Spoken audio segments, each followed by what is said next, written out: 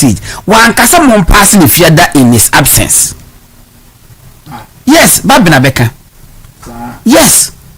Also mo fa consideration stage as I say one kasa mon pass in his absence. It was no na more tisa dey see a pass was how ekofobia wi ade num ampa omawiem na LGBT to bill na abane de obi wi ankoma anye that what the business are come make come dey say et said the wasi dan mutie o et said the wasi dan na wo say akonfo ne emoa oh ebeba stray animals ebo akwa akra be ho twam odwan bi twam aponti bi twam a obeta be wura ofie ho eti yankoto gate efa meto ano ikoto gate na enkase ewo gate no ho electric defense no just nema wo ma lo sakase bebe shokiw ebu okopa wo twam kekeko pa etimi tu bibi na da abewo the gate no and if you run no e ka se ba we dey issue wo ho mo se dey forget na si fasa gate na si if gate na nkase wo ho na bomb street ya ho no e ko nipa kwa anya hwe be pese akronfo nti ya mpese obi be wuro ma bo be wuro mu nti e pese gate no ma fancy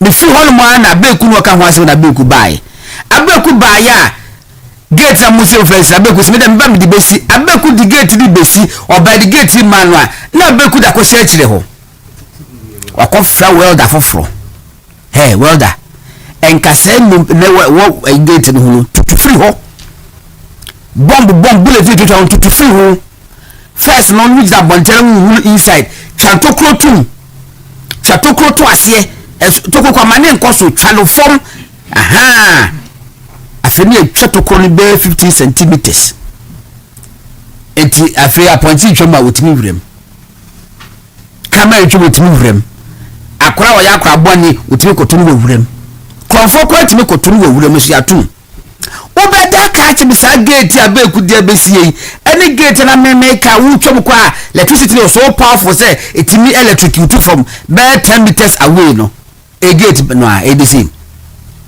eti abeku gate odi besie what is he preventing? Almost every gate be gate ampa. What is he preventing? Nothing. What is abeku preventing? Nothing. Sa no mo dia benye sese gay asemu no de na ye Ghana fo ma me nka no kra ifa bi mi post sikwapo nie de wo bi epese ne de maye mi wu na magasa metan mi wu mente na magasa metan etika edenya enkofo be so mo de maye ba de na Ghana fo ye ka ho asem ya ni esuo ni se omo de ba be gina bonten abohu dawuro se bema betima fa bema to bema betima ware bema oba betima ware oba asema ni eye nyina ye hunu no se yem person beta ho asem wa bonten na obeti se omo ye party yese memma tumu fo na ekoye party yana ne se eye tan yem besi be ho be wade a ye wade wo dem nyame ya adon se okuna wo ho bebusawo yan de ye nim ho asem ba to sadeti afi ndc for baya ade na make for the time no some media person me betra say no ma mintimi nka ho asem promote who sem bebre who ti say who t-shirt afi ndc for baya person mahama emi atari general o makose dem akose Jubilee House afa ade no o ma editi munyi we film munyi from amesai munyi o ma yiri nyina film ama se kura de aba ne se me betna se no ma metimi akasa afa LGBTQ abaye nyamehwe. What have you achieved? Nothing. You have rather worsened it. Now as I said mo kwa kwa said I feel yetimika because not being my young pastor no not there was that fear. There was that fear say we and red boy a bet you but I said that bed there might be a flat gate no the open on be ye you come out to Tunisia oh and they come out to Tunisia so what to bring out until the one you eti ade no what to ne se and what hwie ne se na aka no masa de ade agu ase eti obi ne ho pim na atutu agu. That's President Mahama for you. Eti ebedi wonko ba na gem back in so asem ne mate say Bank of Ghana for omo de asem no ekọ Supreme Court. Say Court of Appeal na di rule ne bae. Na hwe unya Court of Appeal rule ni bia. Unya obe from my Ghana. Say Supreme Court will take a decision. Court of Appeal will take a decision based on mere allegation.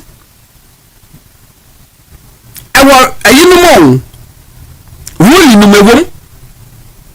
mere allegation, unsubstantiated. Almost say based on this inti. I so pathetic.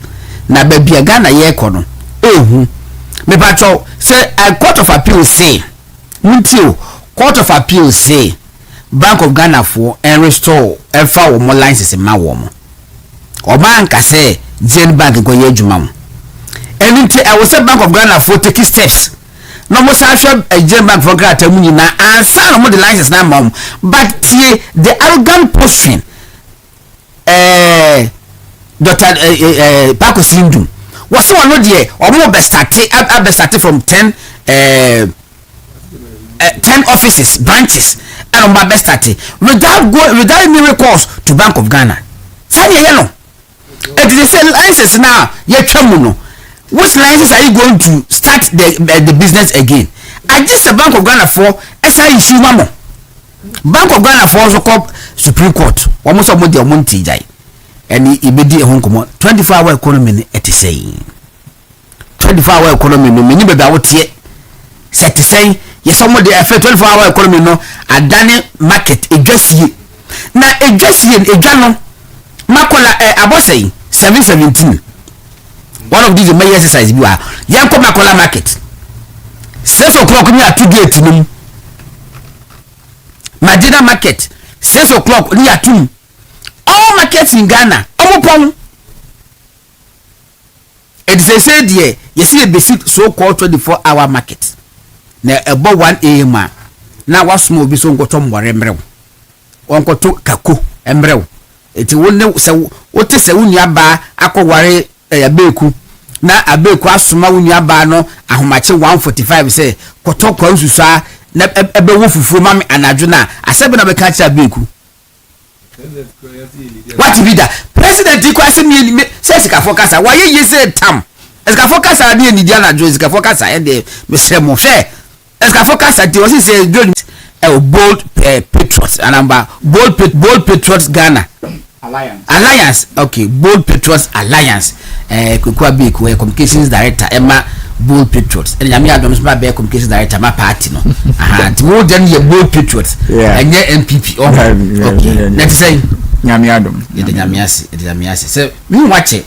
Oh, me ho eja. Ankakara. Le be ne den. Okay. And na eja isa also ye aspiring Ayewaso North Constituency Communications Officer. Eja isa but what to say? Nyami adom me ho ye.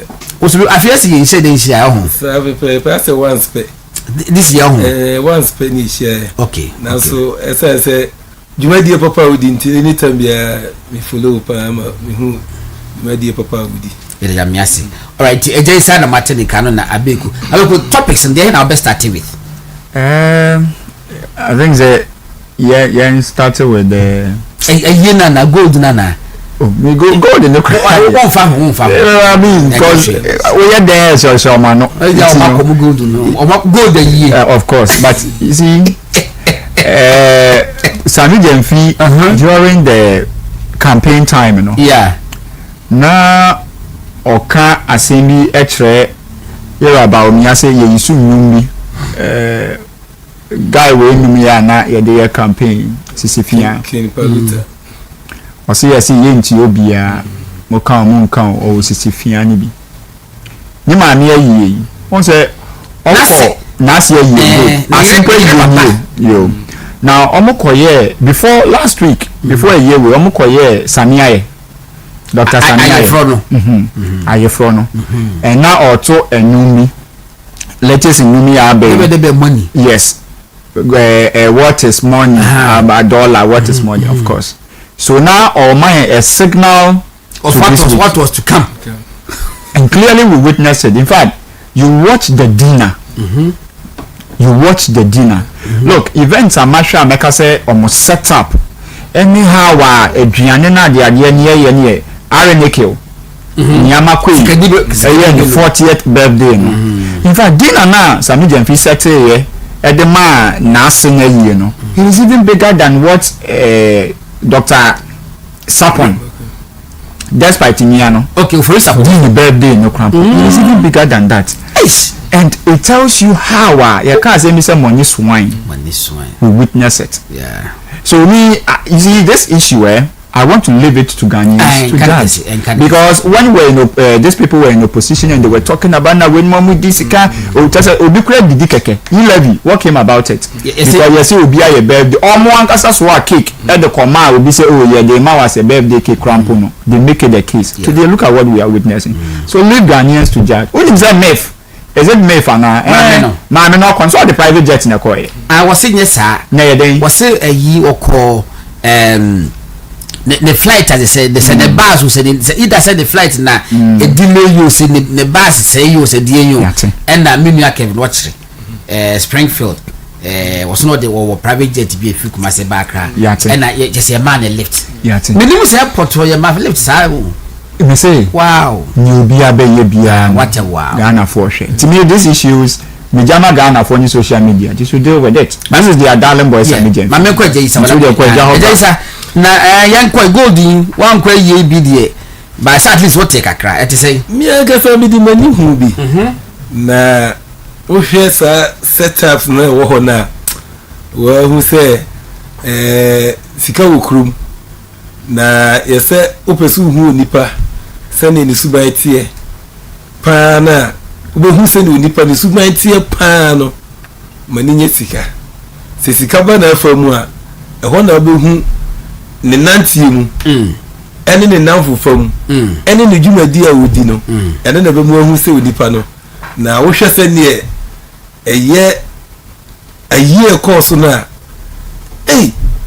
na se ko yese ye party so anke be ne din eje wudi ska na se penifo kan se wudi sika wo se abomi na me de na me wo expectations si bibi sa beba fi se abra na onche kakra krampo no ye de ne be si akonya so foforo no na samre no wagya cd grada dollar na odi dollar no me hu say na edru si yekoya yesu on mi say ye dibuo ma yensinom na obi ona mabontin sumpu na otimi ni dollar kakra na adu na asiso yesu de na odi mi say edin aka ebeko na mpaso so eniema kom ama obi ahu say eniema so akom na dia na me fene say na ema nika no so say Ghana for de ne wuye bia no woni da ho hwe na enche bia no atemu abeba. Okay media kakra ha me ewo ayin nyina ho ne Chief Justice Chief Justice de no mumie hwe ne yi media metima ka se height of indiscretion ebusafo I said be a year de ba adofo ni atamfo gina agwa yi na so no ye wo levels kakra misrabu Chief Justice yen kase wontimi mpie na so no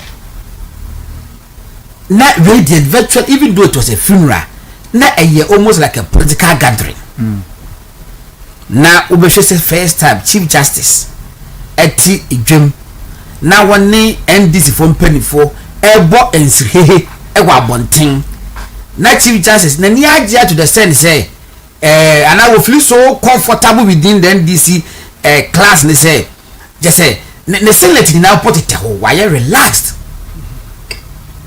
And this is the first time I mean here who Chief Justice be almost like a socialite with the exception of the fact they say a permanent job. That's the only difference. Of course, I'm here so wedding. Of course, I'm here so wedding. No, what you say it was a socialite let me say obi a socialite and they back can want say we need permanent job by way or permanent job that's the only difference na chief justice misrawo wa win say enye nansi obe chief justice and the MDC a we yes a why judge nyina number of funerals wa kono me give one shot charge with my kind because we are very very selective high court judge in fact me mu obi enu tia second court judges sa asem kwa bo mu fie a eye eto mu fie a hwe unta hu won very careful very careful justice bafu bonni and now he is a chief justice for the first time and confo hu wanim say e ma confo tima identify me kai true ene ebra wo ba e wareye e wo kumase after Friday said Supreme Court ruling some back that's true. That was the first time I could said the who justice but for one year name say oh seven person was on the name of judge say nice man no be there be one more than katamundi kama in fact one more musa kwa sorry no judge for mutakwa so mutakwa first mass what does that make a wopa moboa monko masra mu no mutasho judge for table sorry omutabantem they leave early they come early and they leave early it is omo yino no after the chief justice remo baby I would na medie media better can say heart of indiscretion for me but sheniye na yanko abeku yanko de be kwa hin okay be my yemfa LGBT no sha say and then okay. After and then we do the bank okay Martin so with the LGBT no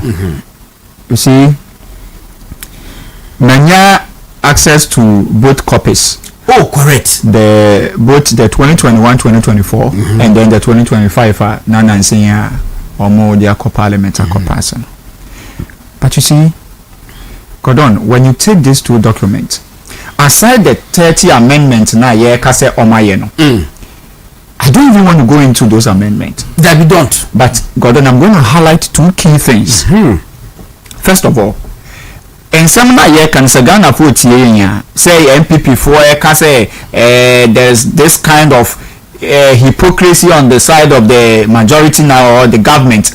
Yeah, can you see be a yempe yura mahama sem and now we are doing politics. We are stating the fact and this is what we are saying. Now I'm going to give an example. Gordon, yemfa say uwa yere wamba na uwa mami Womana ko school oma pon school abafi omo bedu fie no mo se komode omo na wo so meyere uraja do na ye bibi kakra man kola nindi na okoye nyof opedi aduane e no de bae e no se o kwame eye o baba ako jinadi for some obvious reasons akola nye se ondi aduane no mami se tintina tia e wo sa akola ndidi akola nso se ondi aduane no so yeah wo we ye ja na wo say mo na mo say komode mo na o ma mi ama wadwan na wo si wundidi a eni awo daniel aduane na makofi because oni kofi nyina nya fi school buy o mo se den akomode o mo nti se kwa mi si wundidi a daniel aduane na makofi afi a won daniel aduane na makofi a wo say wo so ko hwie se aduane nigu na oni afoforo de ma kofi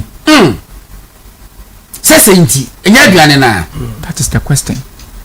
Aduane na we gina so tintina che say yemfa ma kwa me nondi na kwa me so say from obvious reason on the aduane no ondi na wo kan say the daniel aduane na ma kofi because kofi so say e komode no na fe dia wo si dabi ma me nko hwe aduane ni go because I say me mfa ma kofi dia me ntumi fa aduane we ma me ko hwe ego no ma me afoforo abre no o sa be afoforo ese bia wo no wo hwe no sa afoforo kra ma okonua afoforo e ja abre kofi ansa na kofi adidi e na we eja e da be dey e den na obedwi e yebisi wo so in that case akola no ka kire wo say e bia na me suspect say mommy ana me ma me poison aduane nti na me ka say me dia sa akola no or you vindicated and on you vindicated more than vindicated because nyama me akire ne de akire say na ye no kure say akola no po ka say o di aduane no so this is what we are saying when it comes to this me in front of anti-LGBT already you front anti-LGBTQ anti-LGBTQ bill or law or act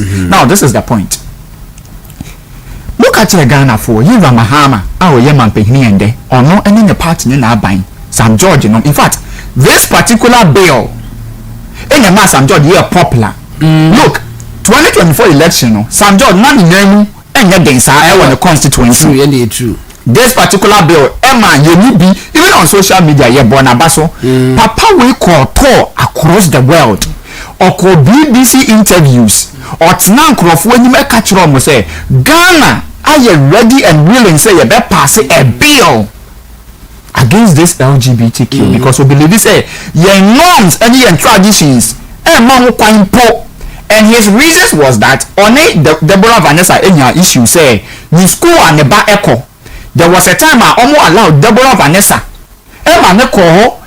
this kind of teaching and officer best and that is why the fapim into was authority or say Deborah Vanessa your friend sister Debbie or two no okay wakon the bar school akwa yenchire bi na san chire no ono ni susu say best and that was St. George baby anani nansinti or court team Ghana ni yasi nyina say was say to me pass a bill against LGBTQ and that was fine. In fact, Oria campaign or can send the Yera Mahama or can say Kufuadwa was a sign bill no. So we are sure say won't pay LGBTQ their sign bill no. Tobasa. Ayi eka say St. George ka say bill na na Kufuadwa an sign no. Yeah. Omo the same bill krampo Kenya for to Musa friend. Exactly. A country nipa no Musa country nipa. Omo Uganda no mo replace with and a date no. Very well. Thank you. Now, Modia ye campaign Ghana for Jatu. Or catch the Ghana for says Mahama Bana one sign bill no cry. He will know no peace. Yes, o man not that. And kakran Ghana for near Mujide no say Kufuor do 3 more den. Clergy a software war my way mo. He di preach here was sorry dem. He ma Ghana for e ka say Kufuor do ya chere say nya Sam George ke no cry na. Utri more den ye beto abaneti a woni ba onia ni we MPP mo kotene chire na mo ma yewura Mahama mra na onye den o me sign bill ne maye nti Mahama was the hope in ye koto abane ma yewura Mahama no bae yewura Mahama bae ya yes sign bill no so ebudin the first meeting no here with the clergy no catch me say the nti Akufo-Addo an sign bill na mean to me sign is because it did not reach the desk of the president so it lapsed with the 8th parliament yes there was a sign kon here reintroduction as near the bill number and say she the bill has already been prepared. The man or championing the cause aside St. George on the floor of parliament was the speaker of parliament then Abababin. Yes. Okachire Ghana for say in his life and as he lives he will make sure that bill is passed. So Ghana for nyamujidi one of the reasons why he was even maintained was even this bill. What happened? Yes. And then there are 2 minutes jamamu 18 months down the lane. Most of them pass a bill no. Now, the Bible can't say me actually if you get the bill, the person will share in a Akufo-Addo's bill now non-person Akufo-Addo sign no. A dear subject and that's so proper human sexual rights and Ghanaian family values. Theory, and I would want you to underline 2 key adjectives for me.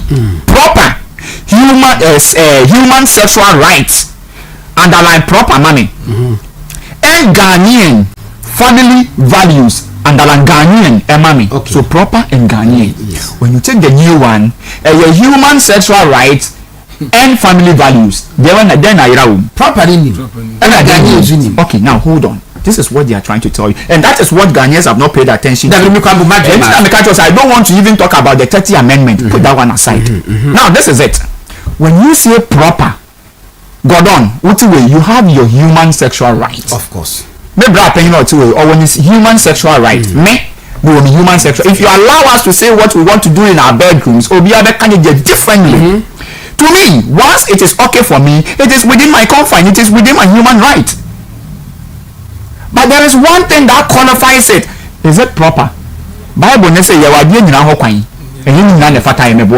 so there is a caveat to qualify their way, is it proper? The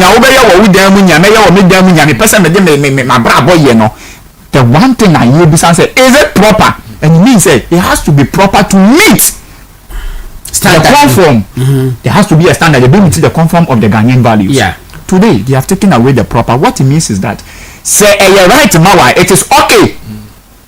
First, no, and the Kufuado, then it shouldn't just be right for you or to you. It has to meet or conform with the standard. Yes. Now the standard has been taken away. Second, the Ghanaian. We are seeing now. Who is the Ghanaian? There are families. Abusua bia so wɔ gidie ne nhyehyɛeɛ. Baabi a wofi nhyehyɛeɛ different. Me baabi a mefi nhyehyɛeɛ different. Godon baabi a wofi nhyehyɛeɛ different. I want to give you an example. We were here.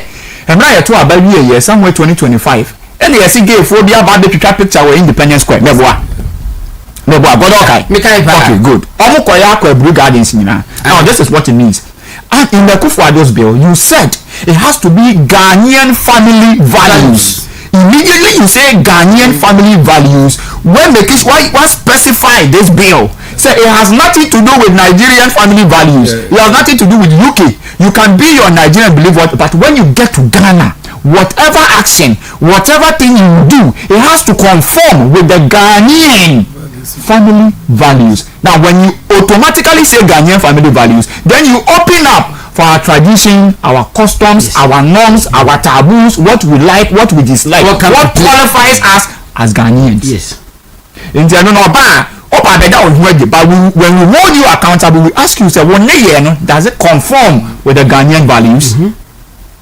That was what they wanted the Kufuado to sign. Today, the Ghanaian is not there again. Wow. So automatically, what it means is that so we took one thing you cool, no about Ghana, no about your person ye. Now what channel? Now they make a quarter. When you are the catcher, Abeka say to me, Nyami, it conforms with my family values.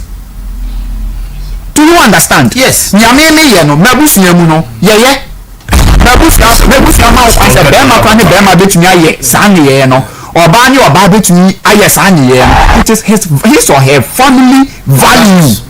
Because now Ghanaian yes, he's on a Ghanaian soil, but he does not conform to the rules of Ghana. It does not qualify him. It is up to him. Any baby of free into a culture. That is why when you take such a person to court, it is ambiguous. Because of it, I challenge you say, yeah. And you also would there is a bill saying say my family values. What you say, and then my human rights. So one, it is my human rights and the person me way. Two, it is within my family say your values, we qualify to do this. Were you Ghanaian nephew? That is the problem. So were you proper nephew? Were you proper nephew? Wow. So once it is okay for me, it is okay. Now there is no measurement or standard I have to meet. It just have to be okay for me. It just have to be okay from where I am coming from or the family I am coming from, and it is okay. If you take me to court, I will contest. This is where and how dangerous being young with the call. And say even before we talk about the amendment and your film, and then the Berman common thing. Look, immediately you open a bill, can throw on take a Kufuado, take what they passed today. You would understand why this bill is an anti-LGBTQ bill. So me, I don't call it anti-LGBTQ. I call it anti-LGBTQ. And you see, I am telling you, look, Yera Mahama, saying you nya GDA, a catcher Ghana for say, me, ya to abana me near the bill, to me, my sign, yes, Reno, only no cremano. If Yera Mahama added ne pen, AC, Sabi Weswa, or no cassa when did no cramano. Oh, that's all money you free or money edit, You see, because listen, Nia Walker say Yanfama Kwame, Nakwami and Tunia Yenti Yantwa Bencha Niafa Beyeno. We are expecting you to do. I am expecting, and I want to challenge His Excellency. Say, so when this bill wake or Tunia, no one can no Kramano, no country say, take the bill back. Bring what you presented to Kufuado. You see, all I'm waiting for the president to do is that let them present the old bill and then make recommendations. God what am I say? So what you are to or see that is the recommendation of the president, because on not the pen basis into more and more parliament was all or say on also was we just want to know the recommendations of the president. Now second you got on. Didn't His Excellency John Dramani Mahama promise Ghanaian say bill now here passing the crampon a private members bill or even making the government sponsored bill? What happened? What happened? What happened? Is this one the government sponsored bill? No. So what happened? So you see, there are lots of questions we want to ask. Me, I say, amendment and what have you there?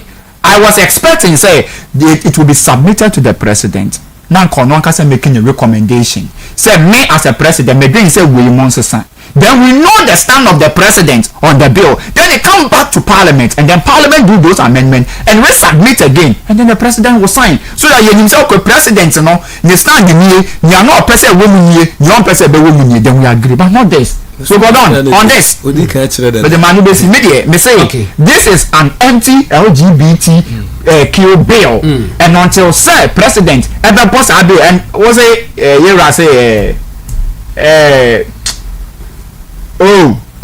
Speaker of Parliament say he wasn't aware. Was so one case of sign. Into all the call it. All my mungu no sign any for because any go send it also.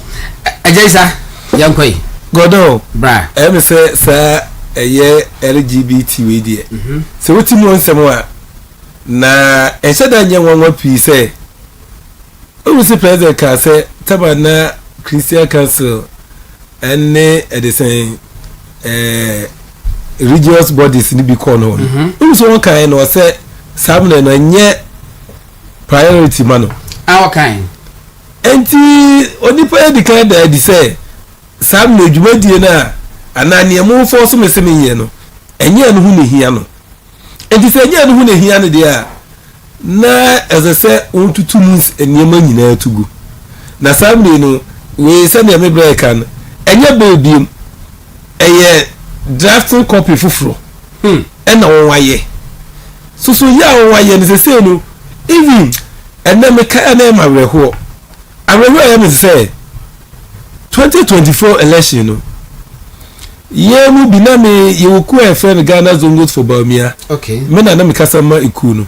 Se nyina na ukoma bi obi tumi bisa o se na ayi LGBT ayi law no. Adenti na Bamia person obi di president. Se Akufo Addo se won san ya. Adenti no force no manen san. Na o mati bi da. Se o tumi bisa o question bi a na ano de ase Bamia na ye president. Na Sam George so shejegum sojegum se nyame yadum na se president mama bedi ade a won kwa de won kase o meyen sakra o se no o chen po de si law no obey force na ma na sign ama na be ye law afeye won bedi ade wie no o kire se da bi e wo so ye amended no eno so na sam ne yigusu no na me de me say we Christian Council and Muslims Council o say we no ya fa bibi say adanko da adwe enti won be say no akoni ese jo mama sign eye LGBTQ+ law no na be te say insen na ho bi so Akufo Addo ana NPP government 90 man sign ni mu won sign se wo hwa na first no if we are lawyer kura won't provide this service ma LGBT for no ena e dey say wo hwa we are doctor so a ni na se wo provide this service ma won wa woni say won ye LGBT for a wankasa kura wo to mra but they say sa emra ni nyina no won yi ni nyina afrim na sam na won yi ni nyina afrim no se emra be na aka wom enda se ukogina ayi a fizese no ayi se first no kra na wo mu se ye hu so woni wo ye obema na wo behave to say oba eno che se wo show bibi se wo pese wo ye ayi wo ye LGBT na wo pese wo ton bibi na wo de bibi egu nkwala suma na se wo de bibi edi kire adasama nteno kra wo tumra but they say kakra mi mahu wo mu se sa ni mani nyina no wo yi ni nyina afrim na sa me wo yi ni nyina afrim no se se no edie na ye criminal ewum dabi o ma yi ni nyina afrim a se se no na be kire se e bia anu nti na bebo obi hu se me koye sa de we a e bebo mi hu ana ye de me fa mra kwan a ense na mfata so ekoba ni se ya ne che se Ghana fo na won daadai na mo daadai so dia na nyankopon ni visa so fo bebrehia na o ma perception ni kire se ase MPP government ni ye they say satanic and government be one own tree even papa it won't be shira one wonderful nyame kronkron eba and na won nyina do so guru so eye wurajo mama e dey so guru so bomb pie man say wono na oye kronkron na MPP de ana Akufo-Addo de woni ba omia de won hu ofi on pe eye kronkron ye it won shira se de be ya wono ba obetimi abanu abe sign law no amana abe enforce ama emabun fisi ko other country ni bi so a amania sa LGBT for no ne niema de bre won ayare sambia esoso nanso sa niema ni tina manfo bebre wogidie se on ko to abama eye NDC for a on ba be sign ama mra na be ye adwuma na se mra ni ye adwuma na on soso no adade a kire se ampa ensesan ya no ko hwehwe no ensesan na bam nanso edie ni na ekoso yi na speaker so se oni ni hwehwe and the speaker need to me number 3 anye to be person was say as directive odija ye no oba na nkraboni atiesi na chi na me ka sinti na speaker pa number 3 pa number 3 on one for the position di agro ene wono pa obi betimi afa na chi aye bibia won ti ase we di me yini aye say obi person opera to obi so na we so opera to we so na we so opera to we so end of the day no wase nyame na ana de beto ho no na me na me de me sacha ase na we no enya ade a eye mra papa bi ana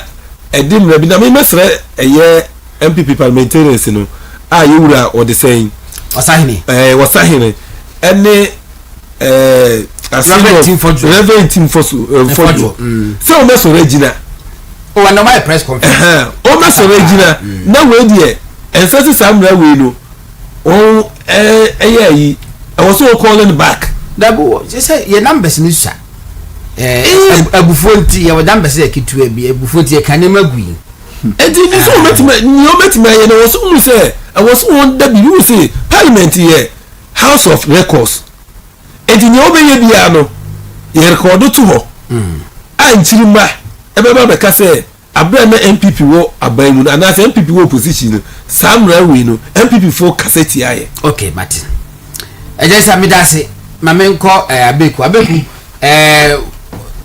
bank sector na we you know presentation are you ready if are you ready okay are you ready so gido no betimi de no atoso amaye na bank sector clean up no enkofo ekeka ho sem bebre egofo twantro etufutro egu de penny but I said to me brother say be the clarification nyina bana abeku aba no obaboa yen ama Ghana for atiase kakra ye hwe city okay etini yenko okay all right God on me that say na you see this banking sector clean up ya dey cause empire in our 2024 election prior from 2017 especially 2019 Ghana for e kan sem bebre say Akufo-Addo agu nnwuma na enunti omo de abufuo eden edi so mumua kwapem say 2024 ye case ye nkoto aba NGC for ye propaganda bebre ejina so because of course ye ntumi ankyere ye nsem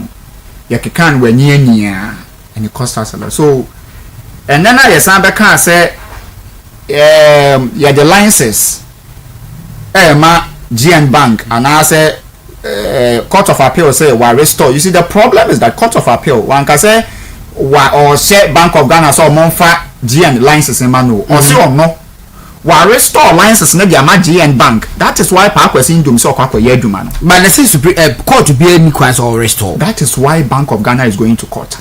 Because I was so a case say they should take steps to restore it for them. Or say first of all, while overturning the rule of the High Court and then two will restore the license of GN Bank. In fact, GN Savings Center. That is the rule. That is why Bank of Ghana is going back. Bank of Ghana is going for interpretation. Say, does the court or any court have the right to restore or to give license without the authority of the regulator. That is why BOG is going to court. But we are going to discuss why. Ain't here and there.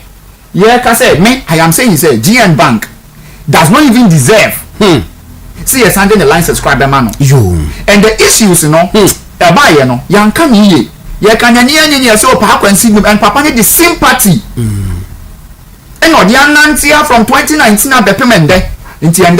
Ghana for face or no quite you except for Tassia the man, but to the depositors in the bonnet. We are going to discuss these issues here. Now, before I make us as a god on better, what kind of deal with mommy? Okay. Oh, it's calling. I was of a higher Ghana.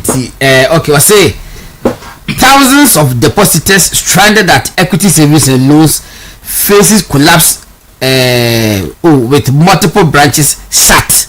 What's the date? Say and okay. Also, thousands of depositors stranded as Equity Savings and Loans faces collapse with multiple branches shut. Thank you. Okay. Now I gave you this because as we are speaking today, there is a possible shutdown of savings and loans and banks. Yes. Because they are literally insolvent. Yes. Now we are going to discuss here today. Okay. Now we say one call for that in fact me person come omo highlight a first document mame omo highlight IMF document in mame so omo in can okay we are okay thank you now on scrolly anchor down kakra mame onko page 12 onko page 12 mame and I'm going to build my point from here to go on follow me. Okay. Odu 12 and word now. Odu 12 no word now. Wani be seen to mention entwem. Na abe wonjwem. Oh, that paragraph 29. Come shade. No. Bra down. Concern the I page 10 I 10 bra down. Page is now left no. Yeah. Next one. Okay. To Kosro. What now go on.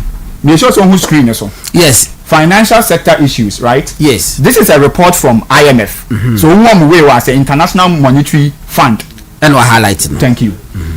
Now, read paragraph 35. Was it the BOG is adopting measures to ensure that the financial system remains strong and stable, including by strengthening the legal framework for supervising and regulating the financial system, the new banks and specialized deposit taking institutions bill, and the Ghana deposit protection bill. That's all highlighted there, mommy. Okay. The new banks and specialized deposit taking institution bill. Sa bill no. The person would do 2-3 mommy. Okay. The debating come. Now, young cousin. Okay, also have been submitted to Parliament, and once approved, the BOG will develop regulations needed to fully implement these laws by June 2016. By June 2016, with assistance from the long-term IMF advisor. Okay, twaso. 36. A special diagnostic external audit of commercial banks to review asset classification and valuation, provisioning and loan restructuring. That we highlight for yes and I dem kakra and loan restructuring practices according to both the BOG prudential requirements as well as international financial reporting standards was completed in September 2015.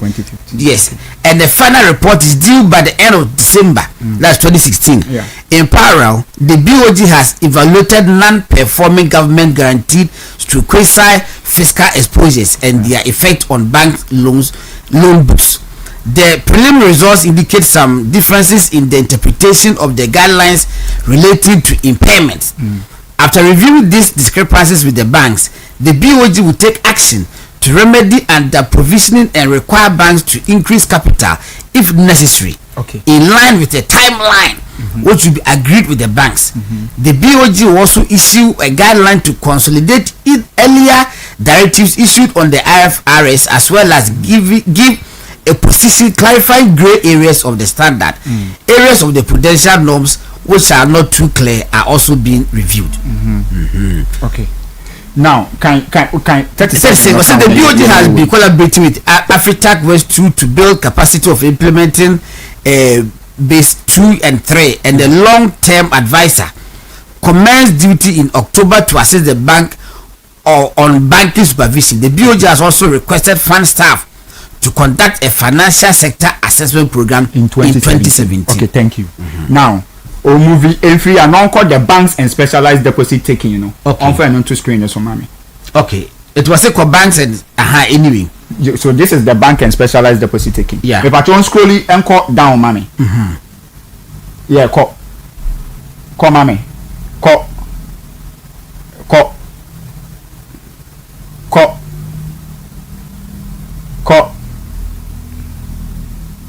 Yeah, call. Say never womb. Jina. It's a movement stronger than appetite. It's a movement stronger than appetite. Jina. You see? Emma ye kokan IMF report no make us highlight aje bi mame. Wakasa wo be ye banks and specialized deposit taking institution. And I built and I act in 2016. So where the Banks and Specialized Deposit Taking Institution Act 2016. Yes. An act to amend and consolidate the law relating to deposit taking to regulate institutions which carry on deposit taking business and to provide for related matters. Meboa. Yeah. Me patron koso kakra bi mame. Okay, date of assent 14 September 2016. The date of assent, it is signed assented by the president. Yes. It is the same thing in our President John Dramani Mahama Babaye to the LGBT bill. Now I'll say passed by parliament and assented to by the president. Meboa. Yes. Okay, so this law ya pass it and as ya sa to president ajia to say yenyina sa mra we so enfendi dwuma bi meboa. Yeah. Okay, now onko the document now. Or show your first one. What's that Bank of Ghana dear no? What's that back? Yes, uncle that document. Okay, Bank of Ghana dear no. Bank of Ghana dear no. No, not IMF no. Bank of Ghana first one document now we show you. First document, you know, GN file. It's a movement stronger than appetite. Thank you. Now, this is a Bank of Ghana document. Yes. Into one must say no also. Okay. Me pacho yenkan or say notice of revocation of licenses of insolvent savings and loans companies and finance houses and appointment of a receiver. Yeah. Now we are going to all read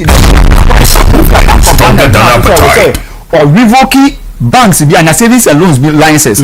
Yenkan or say Accra, Ghana, 16th of August 2019. The Bank of Ghana has, with effect from today, revoked the licenses of 23. So it wasn't just DN Bank. 23 insolvent savings and loans companies and finance houses companies.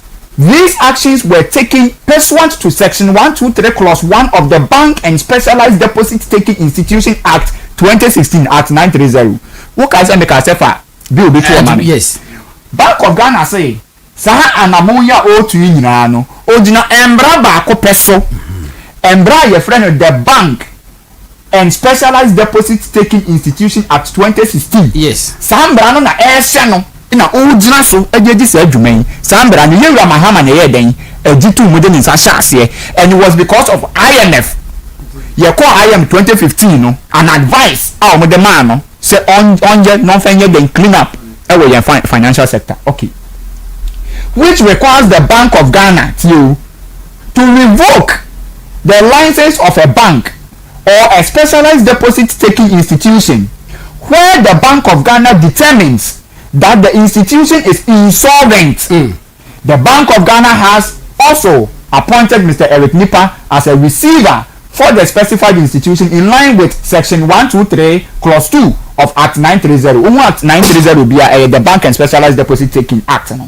The revocation of the licenses of these institutions have become necessary because they are insolvent even after a reasonable period within which the Bank of Ghana has engaged with them in the hope that they would be recapitalized by their shareholders to return them to solvency. I don't even want to waste my time here. Yeah. Mani scrolling no yan kosoro mpacha koma me kakra. Yeah, ko. What do you call? Don't worry. ko but original list we so bra from bra ba ko count now Gordon list of 23 insolvent institutions whose licenses have been revoked. Yes. These are the finance houses your job licenses. Yeah. One, Ascent Financial Savings Limited, Adom Savings and Loans Limited, All Time Finance Limited, Alpha Capital Savings and Loans Limited, ASN, I'm madam for Bakoye Dumao. And yes, Madina Kwanaso. ASN Financial Service Limited, CDH Savings and Loans, Commerce Savings, Crest, Okwa, Bachokoda Kakramani. Well, First Allied. First Allied Savings and Loans. Branches are not one year ago too. Thank you. May go for require victims. First Ghana Savings and Loans, First Trust, Global Access Savings and Loans, GN Savings and Loans, number 16, Ideal Finance Limited and blah blah blah blah blah. Midland Savings and Loans. It was very popular. Midland. Yes. Midland Savings and then Unicredit. Unicredit for. Oh no, so you have license. Unicredit too. But on cost for mommy. Your real list no dey call. We are making a actual. Now ko because we need your mo common and bad. Nti we dey ko wa ko to GN. O ba ko to GN. Ko It's a movement stronger than appetite. It's really Bank of Ghana. Yeah. Report. Yeah. On Ubia Bonia wo ye. Odi Emra Ubia to ayi dey na picture mu no. Ayi dey na picture mu no. Global access. Thank you. Into mu nyaya jom. That Global access the Jaba next ibe next ge beka ho ase. Yes, into the call. So this is GN. It's a movement stronger than appetite. When Ghana for air can pa question dum bang almost always be almost related to GN Bank. Bank of Ghana and take the license of GN Bank. Bank of Ghana take the license of GN Savings and Loans. And you GN Bank, there is difference between GN Bank and GN Savings and Loans. Mama Chim. Baby that crazy. First there was GN Bank. Yeah. Na omusika botini 400 million. Yeah. Yeah, there's some efanto no.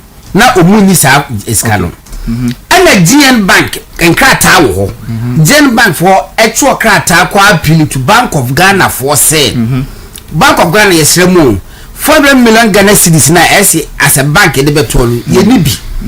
It mon downgrade here from GN Bank to GN Savings and Loans. Thank you. And a bank of Ghana for say commodity from license straight away. But we won't and I'm sad I would downgrade them to a bill no mama service and loans as against bank. Okay. On do service and loans no. I don't know day twice war. Into the part of fire screen. All right, thank you. So you know you can or say GN Savings and Loans Company Limited was originally incorporated as First National Savings and Loans Company Limited and licensed as a savings and loans company on 8th of May 2006 under President Kufuor. Sata na pa question do mababedi energy minister. Yes. Ewie akọ CPP akọ prabe flag bearer. Okay. It was subsequently issued with a universal banking license by the Bank of Ghana on the 4th of September 2014 under Yera John Dramani Mahama and was renamed GN Bank Limited. What is GN? They are a group Indum. Yes. So Group Indum Bank Limited. I say on the 4th January 2019, the Bank of Ghana approved a request to reclassify GN Bank from a universal bank. Now when we say universal bank, what we are saying is a commercial bank. Yes. From a universal bank to a savings and loans company following its inability to meet new required minimum paid up capital of 400 million by 31st December 2018. Enti ya senya wutire mu na no ano no say one the letter koye yes the Bank of Ghana monhwe ye nkrata mu ye hwe ya ho de yentumi meet mu minimum capital requirement no enti mo monhwe na mo degrade yen embra from any your friend reclassification na you mo reclassify o mo no na mo degrade Bank of Ghana hwe mu no approve ye Bank of Ghana had the right to say they will not approve the request, but they will revoke their license. But because you are not meeting the requirement. But yes, sir. They agreed to what GN wanted, and then they reclassified them from a universal bank to a savings and loans. Okay. The reclassification was to, among other things, enable the institution to downsize its operations and also inject additional capital to resolve the acute liquidity challenges it was confronted with. The Bank of Ghana subsequently appointed an advisor to GN to assist in the reclassification. So Bank of Ghana said okay, an advisor anafutufuo ba onye mo na benanti ono ne be boa mo na matunya danye dane mo nyama kakra kopem say at least savings and loans ne de mo betumi anya sika na se mutumi nya sika ya sanso ayeden I reclassify mama universal licenses ni biom nti mo amoa mo na Bank of Ghana e de sa amoa no e de mo but let's go to the screen now. Also, the Bank of Ghana has reached the conclusion that GN is currently insolvent under section 123 clause 4 of the Banks and Specialized Deposit Taking Institution Act 2016. Make sure say Sambra we yan Toronto because the banking sector cleanup ni na eyemra ba ko pe yes e Sambra we and man so press Bahama time and yes e to ho ono na dey call IMF na IMF etu no for say on yes Sambra we no for here banking sector cleanup or yes Sambra we na ko be take that action in 2017. And to what say your kind IMF report no or so your financial assessment in 2017. Yes. So senka ye to abanye in fact na Kambra we was say passing in June 2016. Yes. But your mama e delay was so and bring me up and I will give you another report. Governor Addison and the reply Governor Tisusi CA. Okay. Pandit but them bring you I think I'll get another time we'll come in discuss. Of course. So you let's talk about this. Now you just Sambra and I was sharing in Krater and say GN Bank insolvent or Nick Pepano so that now running as even the savings and loans.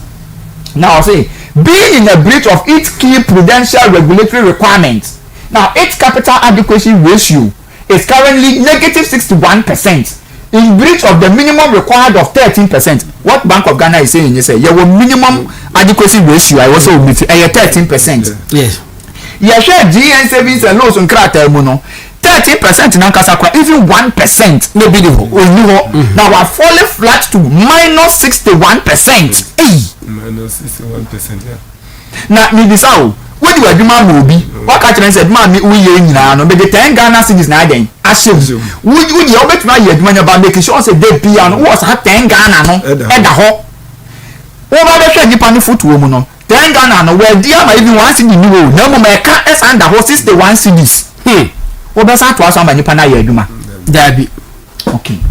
And also it is also facing a severe liquidity crisis with numerous complaints received by the Financial Stability Department of the Bank of Ghana from aggrieved customers who have been unable to access their deposit with the institution for the last several months. Interfere there now with depositors omo musika koma GN no omo ankasa Eco Bank of Ghana eco make complaints. A report say Bank of Ghana bo ye sika kwa kwato GN Bank ye sika na ye kwa yensa nka ye prempema emba ye srew bramu na betwika GN yensa yensika aka so Bank of Ghana gina sa nyama we nyina so no hu say dabi because enkrofo no mo ye bank you say reducing with the map savings alone so betwimi atoto mo nyama still you are not able to do it customers complaining.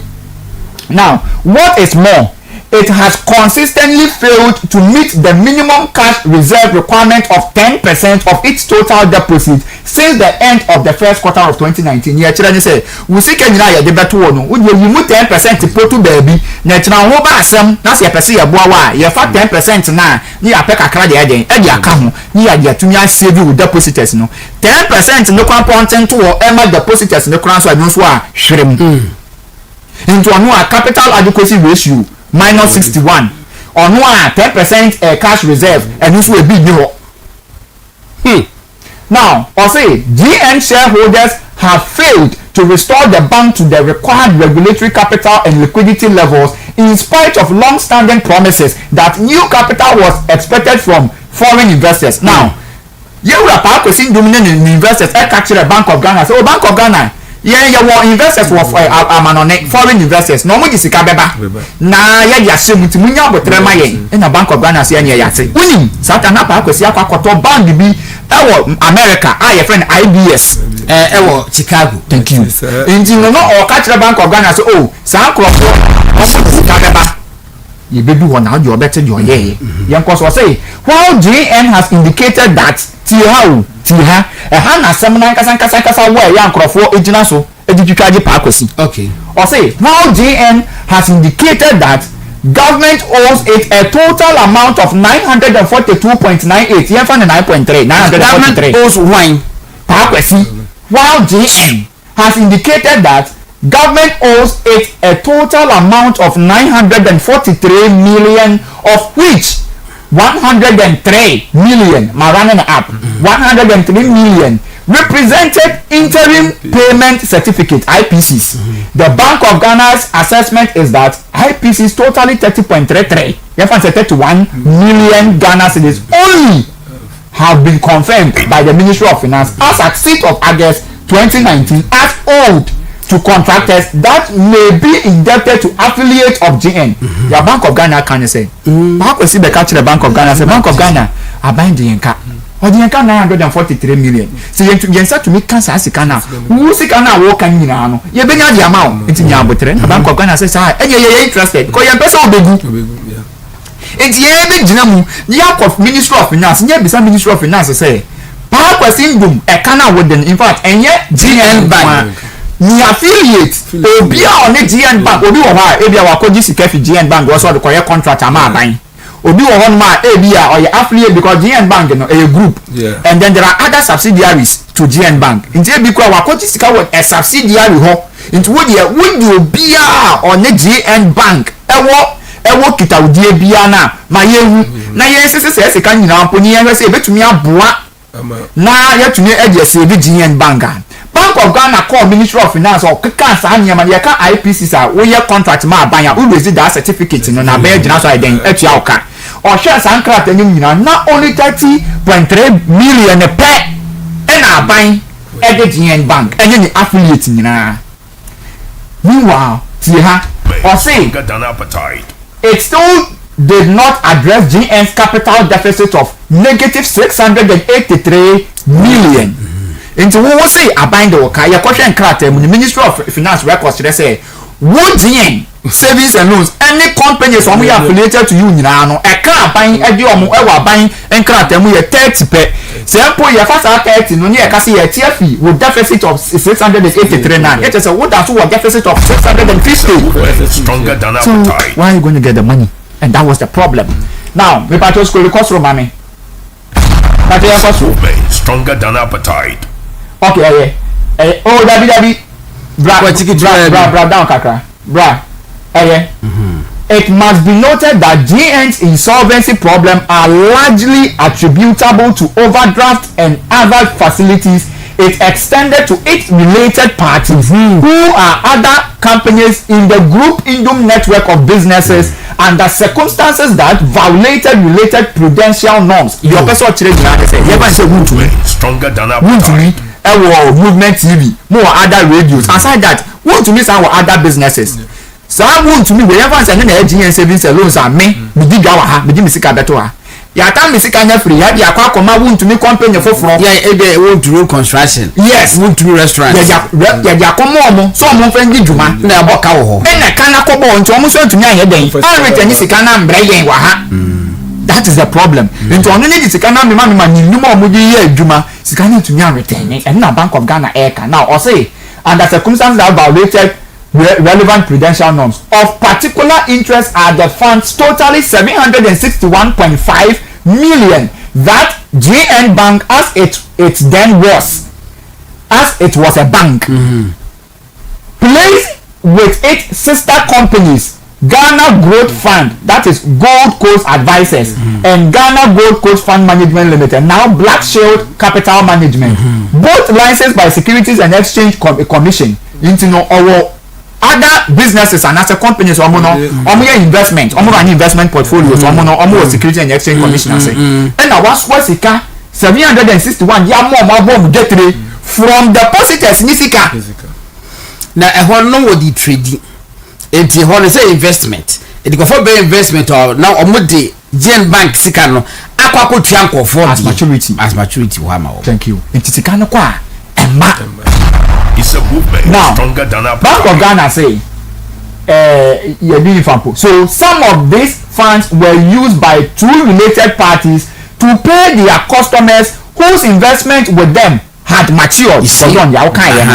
While some were also used to fund road and other contractors who claim to have worked on government projects. And it is important to note that the IPCs claimed by GN are not supported by transactions that were entered into directly by GN and such contractors or government and its entities. Now we are going to be at your person say yes, sikani bi wo ha GN ma yeti ase say o dia ma road contract ko fa dia kwa road construction ama aban aboma dia aban contract nti bia me kwakwa be ku menya aban contract na ma ko GN say bo me bosa me fa kwa ye kwan no na ma ko na GN na ma me sika na GN ko ka kire Bank of Ghana say nkro fa ji me ho sika so me ko ye aban roads nti say mitumi nya say sika ni fi so ankrofo no ha betumi atua oka na Bank of Ghana say you interested ma ye mbo an ye ko ji sika ni ye ko ye ni say na ye ntro. What you say? It was purported. It was say be a mabeka chose menya. Panya ye no say menya. Zeka wo grados change. Inti me no I am a third party to even the contract. Ma mabeka chose so hwe me menya contract de fi aban ho ntima me sika fa nko ye adwuma. Na wa ji sika no. Ba ye kwa aban kratem na sa ankrofo nyi ba ji sika na nya aban project na mo de ye den. Mo de ko ye ija ye ka. Na de omone de san ye omone aban project ko mo ko ye no. Omo enyo mo ni GN and our direct agreement. And to hold a ban holding accountable. That is the point. The party yanko screen so. It's a movement stronger than appetite. Now, I say the failure of these two. Okay, the failure of these two related parties to pay back these funds to GN affected GN's capital position. So those two companies na ye or no one companies no and to me and Jessica betua ne kan and na affecting am went to me and resist so and na wahala to say the failure of these two related parties to pay back these funds to GN affected GN's capital position, leading eventually to its insolvency and acute liquidity challenges. Wow companies and every company every bank on one companies in actually sika fin in 10 no man to me and ya man and na ma wa boka we need sika project be run in the bank now you shut down her this are a points na kasa wo or say in addition to GN's insolvency and liquidity challenges, the Bank of Ghana has found other key regulatory violations such as the following. 1. The institution's adjusted net worth of negative 30.7 million as at the end of May 2019 indicates it paid up capital is impaired in violation of section 28 clause 1 at 930 and bra with your account was that. Into no Bank of Ghana share the net worth no bank na nkasa ni sika sem ne fapem ni sika o what tin BBF mu ni sika aka won ho no na emiti in fact evaluate Bank of Ghana say bank we sika was a water ho no na evaluate simple. Now over second one now or say the institution's adjusted capital adequacy ratio of negative 61.2% as at the end of May 2019 is in violation of section 29 clause 2 of Act 930. So point number 1, we are violating section 28 clause 1 of Act 930. Point number 2, we are violating section 29 clause 2 of Act 930. So sambra we ni na eyembra yera mahama na jitu mu maka kire mo dada. Enye akufo ade na be hye sambra we. Now, we are violating sambra 2. Now point 3, contrary to section 64 clause 2 of the Banks and Specialized Deposit Taking Institution Act 2016 Act 930, the institution's exposure to each related party has consistently been above the regulatory limit of 25% of net owned funds. Nyo can you say? GN savings and loans, the exposure with on one other companies, because Bank of Ghana man who say simple or other subsidiaries. I'll be to be crap and was say it has to meet a ratio of about 25%. But we no go even beyond that. Was say you see can you want the foot mum ya come on across 100. International violating the net owned funds. Exposures to other affiliate companies were mainly payments made by the bank on behalf of such affiliates. So ono assign the nisika GN savings and sika to your account on behalf of those subsidiaries and any affiliate banks and any affiliate companies, into wo depositor no whatever we borrow the money aduma wo dwam wo akokuru sika ne kakra bi na wo dia akoto GN bank say hwesoma me nyekira me ho kire na mabeyi kakra no watam say sika na akoto on ne companies a mo ye aduma ma no o dia ko bom ho ka to wo beba na sika ni ho yen ko next one say the structure of GN's balance sheet clearly shows that the bank mobilized deposits for its related companies into new orleans or the GN savings and loans ni sika and the one related companies. The inability of these related companies to honor their obligation to GN has resulted in serious liquidity challenges and contributed to their insolvency as all related party exposures are non-performing. So omo on your moody joining no they are non-performing. Oko bank will be a friend NPL non-performing loans. It is a bank ni who say wa ma loans be brain so microphone tuaka saade no e raise awareness e ma bank ni who say so when to me anjiji ni sika obe face liquidity challenges eno na o face here. The institution's high non-performing loans was mainly attributed to these related party exposures which were never paid, thereby putting the deposit of its customer at risk. Yan kind point way dangerous. Or say menya botre na makan.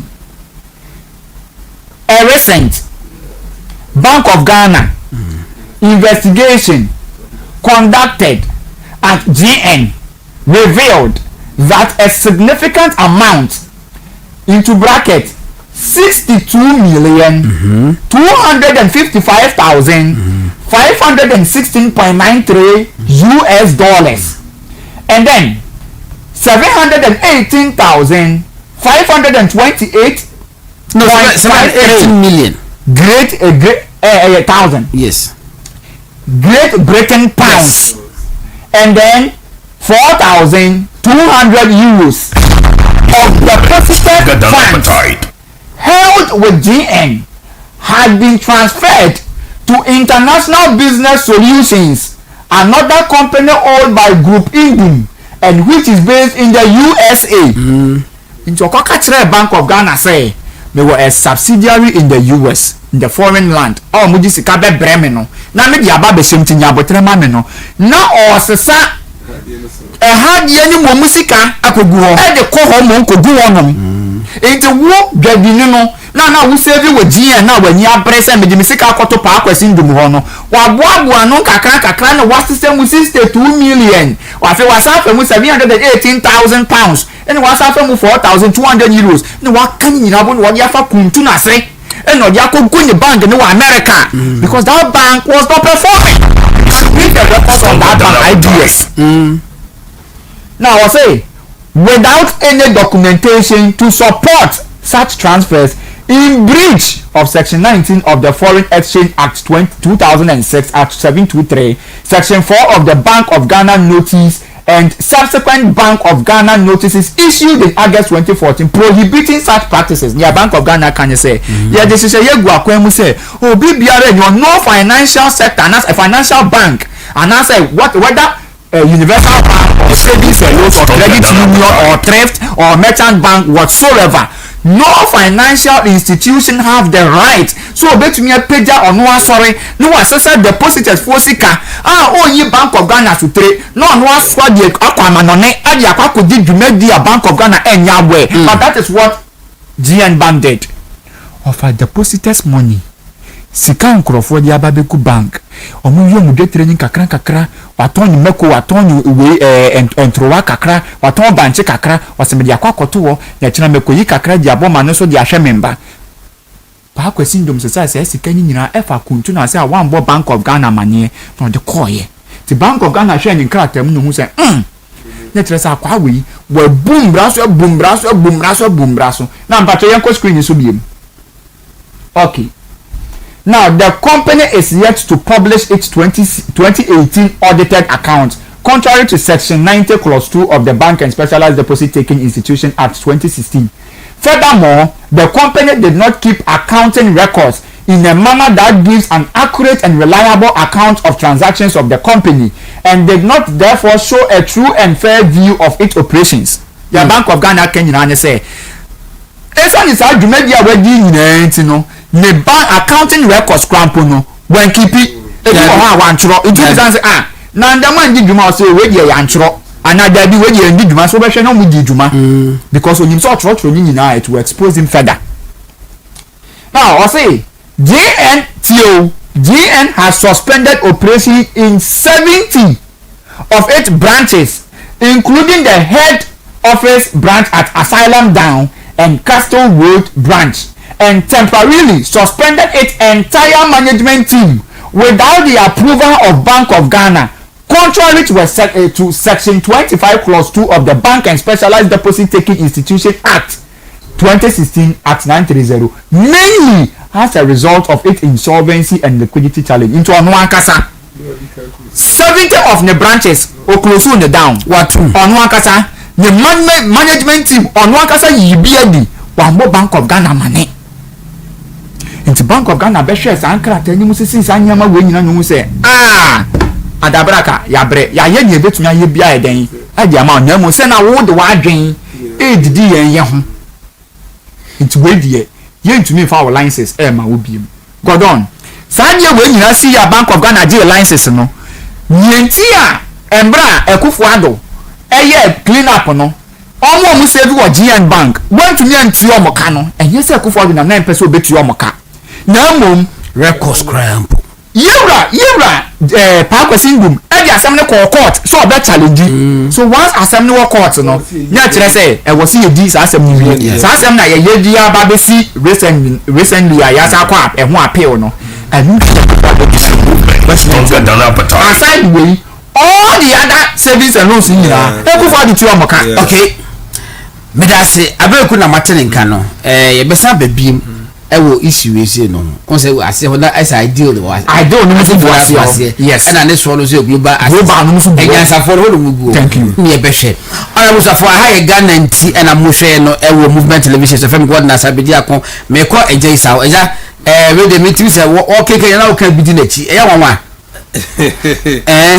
say we say ne eye GN Bank won something no fi say odwe ho kra na ono de no koye different fi say enipa bebre ya no ka say akufa Dubai no obigu bank bebre but even na me na nkasa kra even na me wo sa savings and loans ni bi na ka me ye small savings wo me ye Beige capital ai almost was me wo mon krata almost na the same na ba ku bi nso ye friend na the same there we UT okay but say engineer pa oye no me say no me bibia anyira fi say on kan ni nyina bu mu and on the BA the same sa banki friend say CBG Consolidated Bank Limited. Enti ni che say eye pa kwasi die no ono no die na ono ti no hu firi mu and wo de court enti asem wo court so dia aji say court no e de ne final judgment aba se court final judgment mbaya ntimi enkum eno na wo wadi a be si sam ne ya court of appeals so ede ne di aba ana ni otwa alliances ni muso ankasa se eniema ba ku mienu miensa enti na mitwa mu enti sa niema no so mitwa mu no mi wo nyina so na mi wo nyina so de asem no yese se ufri ede say kitwa mu circuit court ni se edi ni sa anya ode akọ de uko high court no so anya ode akọ court of appeal umakwasa if say na ko supreme court if the lawyer be correct me say utimi ko supreme court e kwa mi e ko review you really says enya ode court mi say back e be start from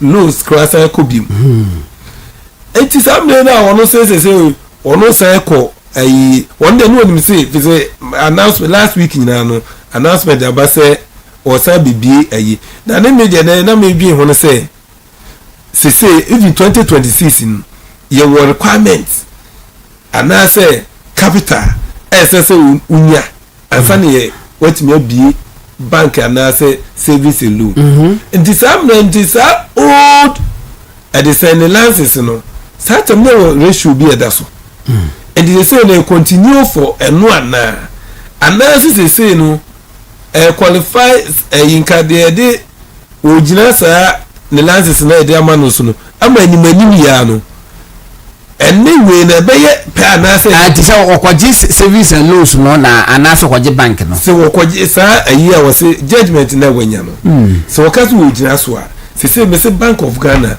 every 2026 ene wo hwe sa 2017 18 mu a requirement access wunya asan what me be every service and loan no ene ne enye pe and the same no eno qualify for and then and then also no you remember the ne lances and then lances are na Canadian no and the what me requirement here na asemo court a you say ubeka bi na ubeja bi and ubeka bi ubeja bi no na eguso no it na me hwe say ada say Bank of Ghana ebeba be chire mu say no also owa ati asese ne lances no tisi ye fama no nki ya de mana wo sa ko old regime na but tisi also so on ti ase ne de na che se ensam ni nyanwie na se ensam no so nyanwie de a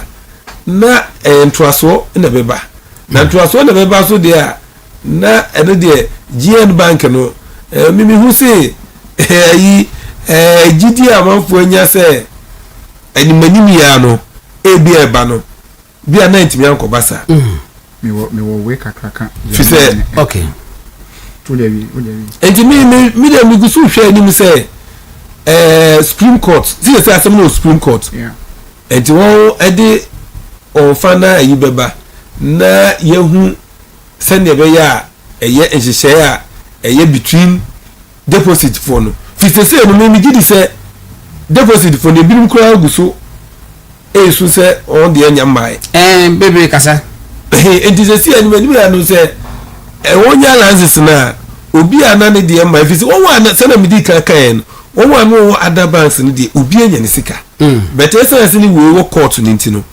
essence asem wo court ndi won mi ni say obi anya eye ni deposit wo ye it is see ba na say o ye betua o deposit for ni nyina and send a new deposit for no so dear bana and you see no maybe say mentias valid question valid question and you see me okay nya meka kire yura I think say Dr. Papa Kwesindu ebeya nko nya abotre onya because you see here Bank of Ghana can even decide say you know what me no crime point to court so you restore our licenses but then remember say with the depositors card it before you can even show obiade I was say uti obiaka because now no nanka ban betua and I was say there be it is here now wo no anka say watumi making sure say we say you restore our licenses I was say uti depositor ni bi on we ye adwuma eka wo ya ansa ne ba be di wo licenses ne ho komo and then licenses na when enye for bank and universal licenses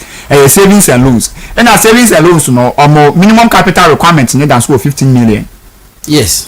So now, say Supreme Court. That is why Bank of Ghana is still contesting. Say first of all, Bank of Ghana say even po say wo Supreme wo Court of Appeal.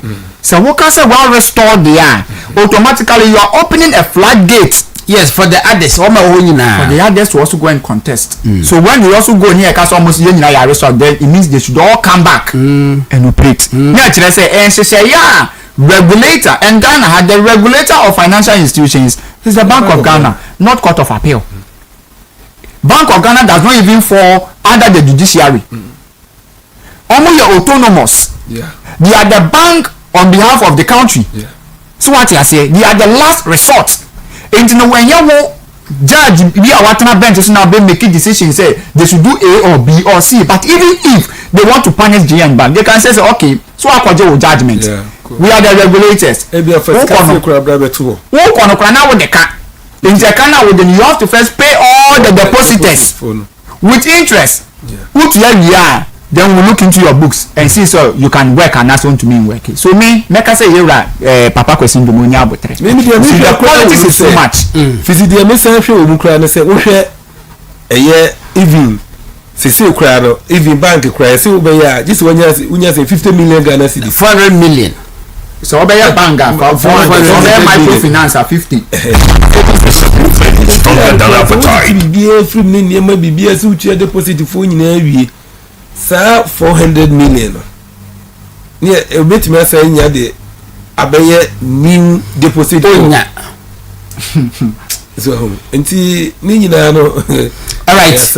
Medasi abusafo aha a movement television and na masuguna mutira mosa ehwe e social media so nyina no e da mu nyina as feedback nyina no so e da mas TikTok for muse do baby na say ekate enya data ne sen I don't know what happened bia almost one activity bia ma screen so tina e bia e ko off ntimo fanche.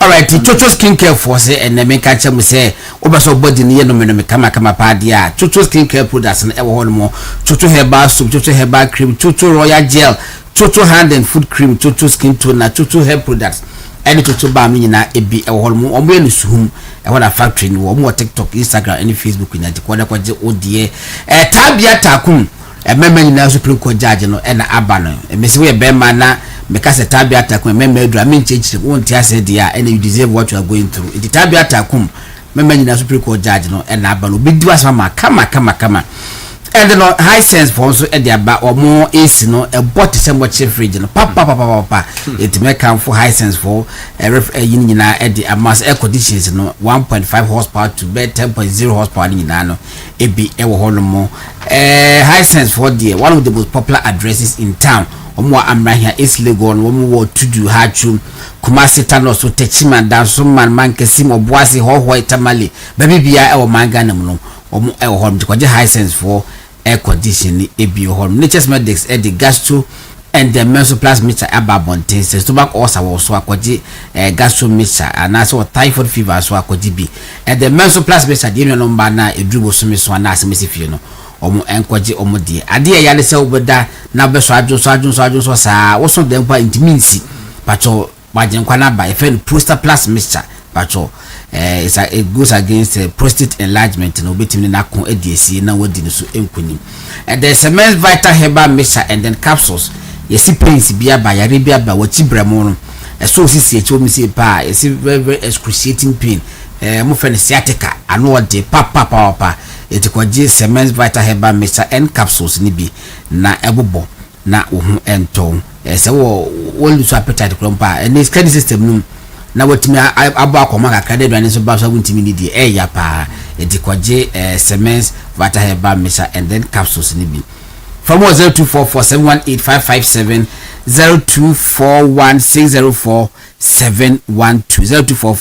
0244718557 I was for aha movement television Ghana almost 8:43 ne say 17 minutes time na chese yes sorry so no 24-hour economy phantom anase a reality ebeba so anase emba so I see the musi eka ho asem say ebed na ejiri say ene ade ne ebeni even though me dem aka na mesense so bi mi say 24-hour economy bia ni wiase me challenges are then once again 24-hour economy bia eni wiase it is just a name okay din and ye dia to so say 24 hour ne kan sa na e chese ekwan akofa so eye adwuma around the clock it doesn't necessarily muntim ye bim it doesn't necessarily mean say ye run 3 shifts said the person Mahama e kan opposition time say 3 shifts bakubeko 8 hours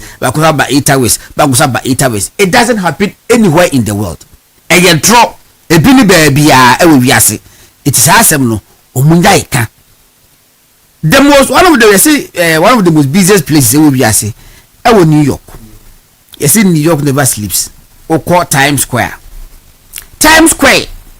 me dey say mehu dey say making kaya me charge me dey nim ho pa Times Square hon wo ko hon manwumbre a ebo be 11 pm hall mu kwa adwuma mo ye ho ensa no ensa wie ya ene junk food ya ne tonton di ene movies ene enwom ene ahyawobra ene ebo no Times Square ho mu anajo banks na wo Times Square ho nyina obi apon biggest big boutiques ya wo hall mu nyina no Macy's ni alaji no obi apon etefre hefa mina yenko na me 24 hours ne de economy ne de me de ahyase ni nyina me hu se enya ade e betimi abaso na mpa so asa na antimi ambaso na se wo hwe kura na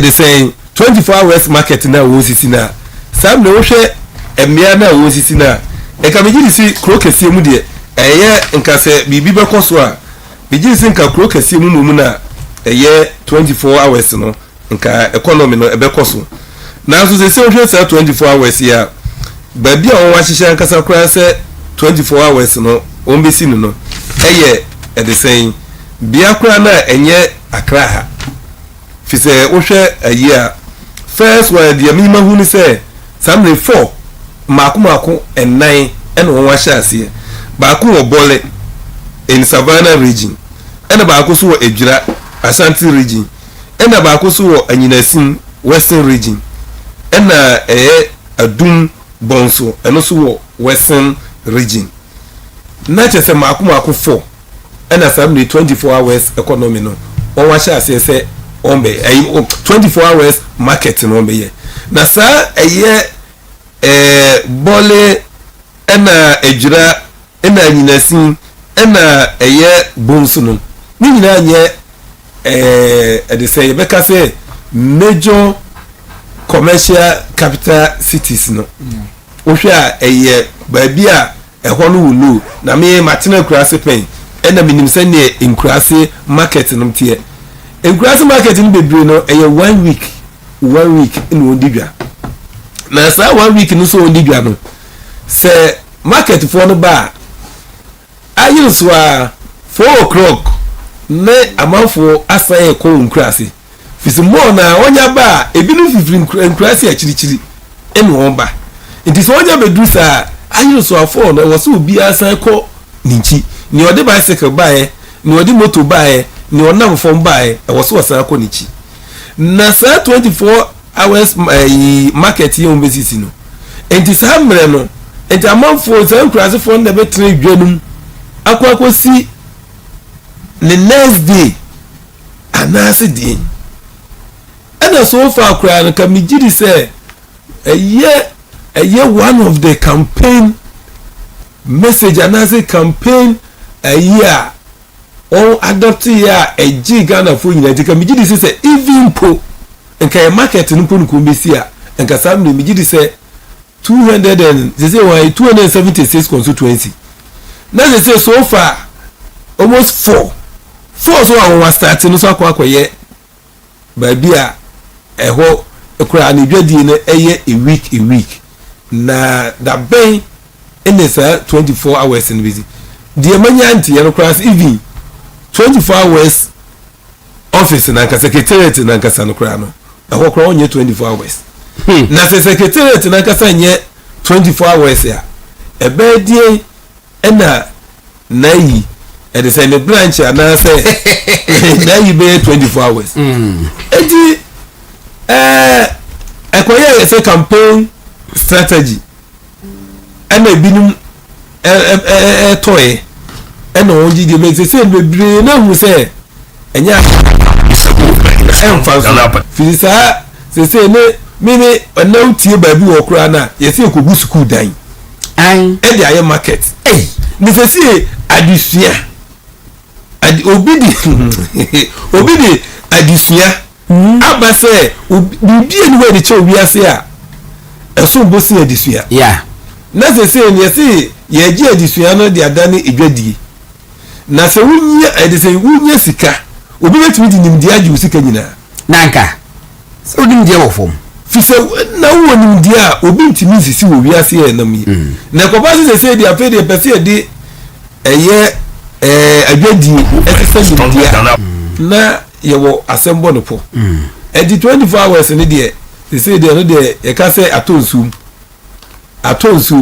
na atonsum ni dey na just say no wo hwe weekend yi yewura Dr. Alhaji Mahmoud Bamia babi ko pie ne se ne onji no so even kura no eno no sign signal na they say 24 hours no kura make say on wa sha say wo kura se no se enkuafo no wọ́n na bẹ́yẹ adwuma no wọ́n de abasa market wo se wọ́n bi bia da fam na se akuafo mu na obesi dwa ama wo mu ɛna me se akuafo no kura ni ho fisi enyuma hwɛ aburo na nam at 1002 se about 400 ti aba fam enti se why na benya opepase oyefo ni bi na wọ́n de abasa edwa no mu aba bi didwa enti imagine say woni wo yire wo hono na najo na wafa oba boy ba kon mo ko efa wo se mo ko te atoko 1 am saa na wapi oba sa wo de ba ko kodi akodi sikadiro me ka se me de ni yi crazy baby okwa edwadie ni dem me ka se week nti wo firi ha no okwa na wọ́n bá so a edwa ne hyase bia me fa say 8 o'clock ejiramu by 3 o'clock no na agu da bi so ba mu firi ba na kwan wa na bi kai na sa edwadie no so de ba bia edwo so say yes Sunday na ye mu market day na say nima kwa mo market day nima te say Wednesday na yes market day ni nima aha ehokura ba ye beka si nima po ye na no kura no nima market ko na nkasa no ba bia be fa say market ya yina nkasa ai no so 5 no na no obi akọ abeku yankwa 24 hour economy attending to market na ba ku be se market sim do mu de ba be ye kako market intipacho etisai wo yanko you see media when it comes to 24-hour economy I'm not surprised of what the NDC is doing because omo magana fo nyina ate ase policy no omo ntumi nkyire omo nti ase na emo maje ba akopɛ for a long time MPP for mo ba ban mu bia mo na mo de policy ba mu fi aban mu bia na Ghana fo nya bia kai mo ntomo so for the first time Yewura Mahama e wo so ye bi na nkanko futim na so nkanko fu no so dachi bi okotena ase a yetumi di aboni di apart from dum so no because unim ade ye Yewura Mahama ya pa na say ye de sa dum so etage no and incompetent so he wanted something on the be and yes person ye bibi ma Ghana for na Ghana for ankasa person mu hu 24-hour economy ni ya president person mu yen komutie ni BBC interview or ye a week to election okachira Ghana for in fact journalists ni bisa no say no achievable ojiri say that 4 years obetimi aye what because was say ultimately the Ghana was Ghana will be alone na ade ma me di Ghana media ho yaw pa ne say somebody are not all right to become a president or a key policy aba you had the opportunity to meet him several times nobody asked him in the bisa and say Yewura 24-hour economy no how viable is it the case e bi bisa no media mo ka for your man no pay no the watch bi buy and clock mo ka si clock bi buy no this no when they were launching youth manifesto oh we did ban 2024 NDC launched 4 different manifestos youth manifesto the abridged version the key policies and then the main manifesto and I have the main manifesto right before me okay ubia now check it 24-hour economy what's it saying asemo kan ye nyina ani or say a deliberate policy to encourage and support businesses and public organizations to operate 24/7 in 3 shifts of 8 hours to boost production, promote productivity, and generate well-paying jobs. This is aimed at transforming Ghana into an import substitution and export-led economy. Well-paying jobs. It's a 24-hour market now. All yellow increasing. How much are they going to be paid? By who is going to employ them? So and are they going 8 hours the only shot here full bole in Savannah region. But wasasi. And in Asante region. And in Asin Western region. And I was say a doom is a movement stronger than appetite. Bali the last week what kind almost as was saying it is going to be the biggest na assume say imagine say can na Kufuor no ka say oh yeah one this one factory of Ghana na chebi de ne be kese pa ka beti de bi so my Ghana John Mahama kwa kan wo bali say bali de ne be so edwa nyina wo Ghana nyina no yo be se no bali ba boy de na be kese ti obi ade but Mahama no muto obi ayidi obi ankasa yenkoi you see Gordon when I met 24-hour marketer, me, I don't even want to talk about it. Because Bossa Yewra Mahama they say Ghana for market. Yeah. So I don't even want us to limit the whole conversation to market then we are even baby no, that wasn't the promise. When my NGC for catch MPP. Almost say Kufuor who catch the Ghana for say Ubesi factories across all the districts. One can't say you will partner with the private sector, even though it was in our manifesto in 2016. Was it there be a campaign platform? One can say Uber partner with private sector. So even when you partner with privite sector, yes, we were expecting you, President Kufuor and your government, to go and build all those factories across the 261 districts. 1 year none there, 1 year 1D1F. So today, Ghana for any journalists, any media personnel, believe say Kufuor wan kasa to me answer or no, any nkuku nkaka, anko si factory there, 1 year 1D1F. Then answer. Said Mahama tell us say moto abama na me baba be see 261 in me be see market amam na magiga. Let me know if you promise Ghanaians jobs. Woman Ghanaian youth ekosa line any agidie say obi pia or school or pay adwuma ye or tifie no koto abama Yewra Mahama. That is your ticket to a well-paying job. Which is well paid around the clock. 3. You see, the point is that Juma Bakubiano, so even in the public sector, government employ about 800,000 people. Yeah, the new the cameraman about 3 shift. 3 shift automatically. We are going to employ 1.6 million Ghanaian youth. Today you come and you serve these people and you tell me say you are building market and you want me to applaud you. Market for what? So I don't even understand when we are having this 24-hour economic conversation and we want to tip in markets for what? And no call Domano here can say me today. What's the hospital? Or say market in the Yewra Kufuor do crazy be my and this area who was the car the market am I for baby you hospital agenda 111 hospital near them. Na him for the see agenda. Because the market Kufuor see market upon market. One friend one here policy say you see market too. You promise Ghanaians jobs, well-paying jobs, nurses, jobs, police, jobs, accountants, jobs, engineers, jobs. Who buy one baby nipa 35,000 and you are not able to pay them. It's a movement stronger than appetite. And Ghanaians are happy. And yet we both are now nothing. And they are tolerating His Excellency Mahama. Who is going to sell there? And 2% of Obani Coast School you know about the 200 with them. Is that what you are promising us? Is that what you told us? So don't even talk about markets. We want the president to tell us, institution will say no more buy. You see when they started, they started something. Passport office, they are started 24 hours. DVL. 24 hours. Publishing, Ghana publishing, 24 hours. They were making noise left, right, center. It's a movement stronger than appetite. Market. I saw they who in Ghana for what Ghana will tolerate. And you have media people sit on radio and TV and they tell you say 24-hour economy where the president is saying he will build 261 markets. God damn it. It was not the promise. And I said the same 261. How many months in Aka on the term? At the Benelli you see the aye ding.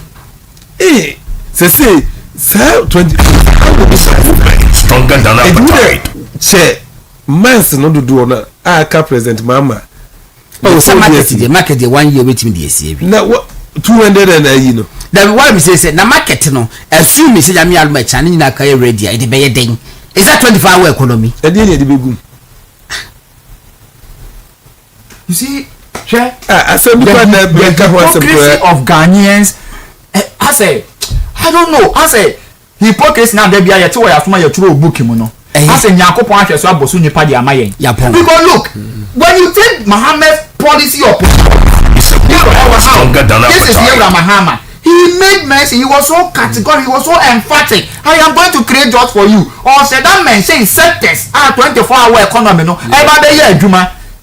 So why would you come and you say you are building market and you Ghana one boy in budget also? You get promises. You were so specific. What again? Anyway. Enti abeku na mate say virtually exasperated. They say I don't know ehano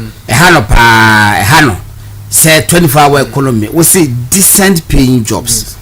Decent paying job I say adwuma woko na bosomi yetua woka na de wato senate so what you say na wa shata de kama na woko yenka say obi adwuma wo adwamu a any decent. Na so ni ye can't definition of decent paying jobs are and you be oton kako and you be oton more you be oton banchi e wodwum ye no enka ho yes had President Mahama promise Ghana for Ghanaian youth President Mahama promise say oba obemu obia ebu willing to work decent paying jobs 3 shifts 8 hours per each shift afi eyeden ejesa ebai upato kwa nso sin hemfampo ayawa son of constitution ayawa son of no ena hemfa mamobi clinic tawo kakra bi minimum person minimum ayawa son of constituency okay ena say omeye madum na one communication no ashemensa okay na ya baba sum party na mana konanim oni misani yosum dada ebeba ena beko so ewa baba me so me buy ma me fanti akese ma me busuan for Bold Patriot Alliance me say na me ma me online Bold Patriot Williams yes me tia ni bebre me tia me chairman so na Kofi Antwi Bosa come so me contested deputy secretary assistant secretary wo Ekwapem North here as me oku constituency ntino it's a movement stronger than appetite. Me nyanom so mo TikTok omon so na adwuma wo wa wa nyitu adwuma ye ebo no mesra wo pebre na ma me bre na me sha dan bra ha me won sem bebre ka just make yourself available how they say wa wo fie mate all right busa for intino Chris Okweku general manager and that's Gideon yes we do as pass who see really at the mic kama na very fantastic and that was a pa Sido Agungu usikeni Sido Agungu oneja we produce for the misi abonte masa Billy ni ebi mu nyina eka won Eric if I'm God na Asare-Bediako good night we are to fear.